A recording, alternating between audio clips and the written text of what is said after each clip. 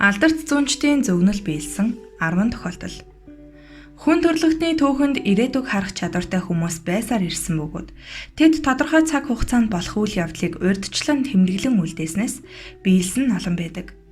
Тэдгээрээс цөөн хэдийг нь та бүхэндээ сонирхуулъя. Ихэр цамхгийн сүрэл. Сохор зунч Ванга бурхнаас өгсөн хосгүй чадвараараа дэлхийг тэр чигт нь өмнөөс өхрүүлж байлаа. 1989 онд тэрбээр Америкийн ахан дүүс төмөр шувуугаар доош унана.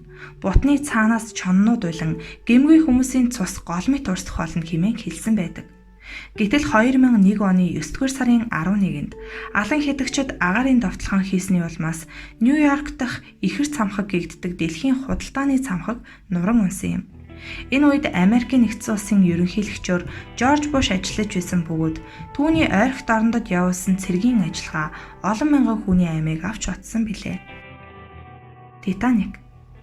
1898 онд Лондонгийн сэтгүүлч Морган Робертсон Титан нэртэй асар том усан онгоц хөвж явахдаа эмгэнэлт осолд орж байгаа тухай үр дүнгийн нэртэй номоо цөөн хуваар гаргаж байжээ.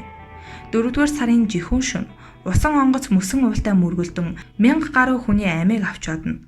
Хамгийн аимшигтай нь Робертсны энэхүү дэвэрсэн сэтгэлээс гарсан зүгнэл нь мууг далан дуудсан хэрэг болж 1912 оны 4-р сарын 14-нд Атлантын далайд хөвж явсан Роман дээрх онгоцтой төстэй нэртэй Титаник хөлөг онгоц сүрсэн юм. Түүнээс гадна Титаник болон Роман дахь хөлөг онгоцны техникийн үзүүлэлтүүд нь бараг адилхан байсан гэдэг. Хар ус ургасан газар аимшигт сүрэл гарна. Хүн төрөлхтний түүхэн дэх хамгийн том техникийн осолд тооцогддог. 1986 оны 4-р сарын 26-нд Чернобыльд болсон атомын цахилгаан станцын ослыг олон зүүнч урьдчилан хэлсэн байжээ.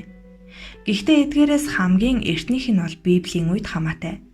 Бурхны айлтгагч Иоханны үгс хэмээх номонд 3 дахь сахиусан тэнгэр бүрээгээ татаж, дэнлүү шиг асан гэрэлтэх асар том од тэнгэрээс унан, голын дунд хэсэг усны их үүсвэр дээр унана.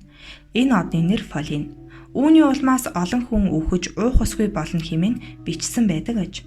Харин Фолин гэдэг нь ард түмний дунд хар ус буюу Чернобыль хэмээн нэрлэгддэг юм. Сонирхуулахад Библи сударт 6408 зөвнөл башиг агуулгаддгаас 3268 нь хэдийн биелсэн гэдэг. Германчуудын амжилтын талаарх зөвнөл. 13 дугаар зууны үеийн Германы философч Альберт Агав фон Польдетт Герман улс 3 ялалтын нэрмэгт очих болно. 700 жилийн дотор 3 дэлхийг захирах шахан хэмээн урьдчилан хэлсэн байжээ. Эхний удаад Герман улс 16 дугаар зуунд дэлхийг ноёлохыг оролдож байжээ. Тухайн үед 5 дугаар Карл Габсбург Гиген Ромын эзэнт гүрний хаан ширээг эзэлсний зэрэгцээ. Испаний хаан байжээ. Дараагийн оролдлого нь 20 дугаар зууны эхээр Гогенцоллернуудын эзэнт гүрний хийсэн оролдлого байсан бол 3 дахь нь 20 дугаар зууны 2 дугаар хагас шувтарч байх үед нацистуудын хийсэн оролдлого юм. Ингэснээр Герман улс үнэхээр 700 жилийн дотор 3 ялалт байгуулах шахжээ. Залуу арслан хөгшнийг дийлнэ. 1558 онд Нострадамусын зөвгнөл бошиг нэртэй 2 дугаар Генрих хаанд зориулсан номны эхний хэсэг гарчээ. Энэ номонд залуу арслан тулааны талбар дээр хөгшин арсланг дийлнэ. Тэр түүний алтан торындох нүд рүү хатах нь химээсэн байдаг юм. Ингээд 1559 оны 4-р сарын 13-нд Франц, Испани улсын хооронд энхийн хилэлцээр байгуулсан зориулсан баяр дээр 2-р Генрих Шотландын гвардийн ахмад Габриэл Монтгомеритэй хүлэг баатрын тулаанд орж хүнд шархаджээ. Монтгомерийн жад хааны дуулгыг нэвт хатхан нүдийг нь онож Генрих хаан мориноосоо унжээ. Шархагдсан Генрих 10 хоногийн дараа нас оржээ. Ханилсан ханаасаа салвал хамаг амжилт нурна.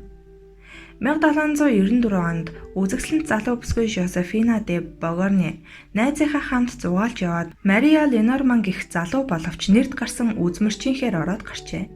Мария түүнийг хааны хатан болно гэж хэлснийг дуусан Жозефина үл итгэн инээд нь хүрээд л өнгөрсөн гэдэг. Харин Мария дээр орж ирсэн дараагийн хүн нь цэргийн хувцастай намхавтар ир байлаа.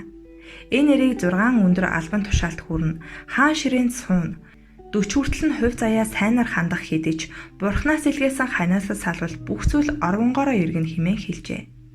2 жилийн дараа Наполеон Жозефина нар гэрлэж 1804 онд Бонапарт өөрийгөө эзэн хаан хэмээн тунхагласан бол 5 жилийн дараа эхнэрээсээ салжээ. Ингээд 1812 онд ялагдшгүй байсан Наполеоны амжилт дуусуур болсон юм.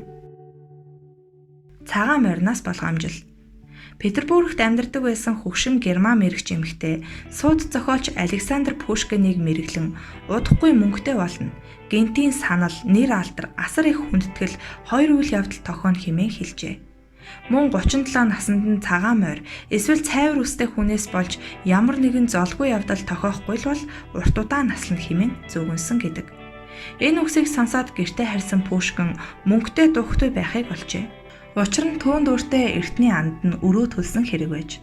Хэд хоногийн дараа тэрбээр генерал Орловоос албан тушаал ахих санал хүлээж авсан байна. Харин яг 37 наснда цагаан зүсмийн морьтой Жорж Дантестай халз дулаанд орон үглийн шар хаван 3 дахь өдрөө нас барсан юм. Петербург цөхрөхгүй. Санкт-Петербургийн нэгэн архивт Оросын алдарт хар шидтэн далдыг харагч Григорий Распутины шавь Анна Врубовагийн хийсэн нэгэн тэмдэглэл байдаг аж. Түүн дээр багш германчууд руу уурлан хашгирч өмхий санаатай төрөмгийлэгчд хэмээн зүхэж байлаа. Дараа нь тэр над руу эргэн хараад Петербургийн эргэн тойрон бүслэн, үсэглэн давтна, бурхан минь хичнээн олон хүн үхэн гэж тэд гагцхүү энэ муу германчуудаас болж үлбэрч үхэн. Гэхдээ германчууд Петербургийг эзэлж чадахгүй хэмээжээ. Тайвширсныхан дараа ийм явдал хизээ болохыг асуухад намайг үхснээс хойш 25 жилийн дараа гэж хариулсан хэмээн бичсэн байв. Распутин 1916 онд нас барсан бөгөөд харин 25 жилийн дараа фашистын герман зөвлөлт улс руу дайрч тухайн үед Ленинград хэмээх нэртэй байсан Санкт-Петербург хотыг бүслэн авсан юм. Распутины зөвгнөл бүхэлдээ биелсэн. Германчууд хотыг бүслэн авч Орсын суугчид үсгэлэнд нэрвэгдэж үе олноор нас барж байсан ч дайн Оросын ард түмний ялалтаар дуусуугар болсон билээ. Далайчны эмгэнэлт төгсгөл. 1838 онд Эдгар Аллан По Артур Гордон Пимийн адал явдлын тухай тууч нэртэй ном бичжээ. Энэ номон дээр өмнөд тэнгист аврах зав дээр үлдсэн 3 далайчин үсгэлэнгээс болон хагас солиорч өөрсдийн анд Ричард Паркерыг барьж иддэг тухай гардаг. Аимшигтай нь энд түүх амьдрал дээр давтагдсан юм. Погийн бичсэн аимшигт ном гарснаас 46 жилийн дараа Грушева хүлэг онгоц осолдож, амьд гарсан далайчид хамаг хүнсээ шавхан, эцэст нь Ричард Паркер хэмээх далайчныг алж иджээ. Үүгээр Ричард Паркер хэмээн нэрлсэн аав ээж нь Эдгар Погийн аимшигт зохиолыг мэддэггүй байсан бололтой. Хэрвээ мэддэг байсан бол шинэ хүндээ яалаа гэж ийм муу ёрын нэр өгөх билээ. Би танк харж байна. Дэлхийн 2 дугаар дайнтай холбоотой өөр нэгэн зөвнөлийг дэлхийн нийтэд суун төгсөн алдарт далдыг харагч Зүнч Вольф Мессинг гаргаж байжээ. 1937 онд Варшавын Нэрт театрт хийсэн илтгэлдээ хэрвээ Гитлер дорн руу дайларморд бол үхэлдээ тулгарна хэмээн мэдэгдэж байв. Харин 1940 онд нэгэн мэтгэлзэн дээр зөвлөлт Германы талаар хэрхэн бодож байгааг нь асуухад улаан од бүхий танкууд Берлиний гудамжаар явж байгааг харж байна хэмээжээ. Түүнчлэн зөвлөлт рүү Германы цэргүүд орохоос хагас жилийн өмнө Мессинг дэлхийн түүхэнд хамгийн их цус урсгасан дайнд зөвлөлтийн ард түмэн ялна хэмээн урьдчилан мэдэгдэж байжээ.